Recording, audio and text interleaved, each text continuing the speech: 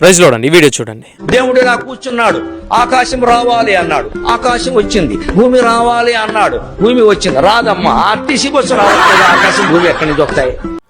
ఈ వీడియోలో గరికపాటి గారు ఏమంటూ ఉన్నారంటే, దేవుడు ఆకాశం కలుగుమనగా ఆకాశం కలిగింది, భూమి కలుగునుగా కనగా భూమి కలిగింది, పిలిస్తే ఆర్టీసీ బస్సులో ఆటోలు రావట్లేదని ఆయన చెప్తూ ఉన్నాడు. అయితే ఇక్కడ పిలిచేది సాధారణమైన మనుష్యుడు కాదు, కానీ దేవాది దేవుడు పిలుస్తూ ఉన్నాడు అనే విషయాన్ని చెప్తూ ఉన్నాను. ఈ యొక్క భూమి అయి ఉండొచ్చు, ఆకాశం అయి ఉండొచ్చు, సూర్యుడు అయి ఉండవచ్చు, ఇవన్నీ కూడా ఆయన చేతి యొక్క పనులు, ఆయన సృష్టించినవి.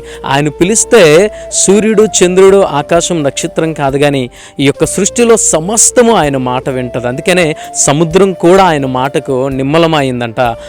తన ప్రజలు నడుచుకుని వెళ్తున్నప్పుడు ఎర్ర సముద్రము దారినిచ్చిందని దేవుడి వాక్యము సెలవిస్తూ ఉంది. కాబట్టి ఇక్కడ పిలుస్తున్నది దేవాది దేవుడు అయినప్పుడు ఆకాశము భూమి కలగడము ఎంత పెద్ద విచిత్రమేమీ లేదు ఇందులో అనే విషయాన్ని జ్ఞాపకం ఉంచుకోవాలని గరికపాటి గారికి తెలియజేస్తున్నాం.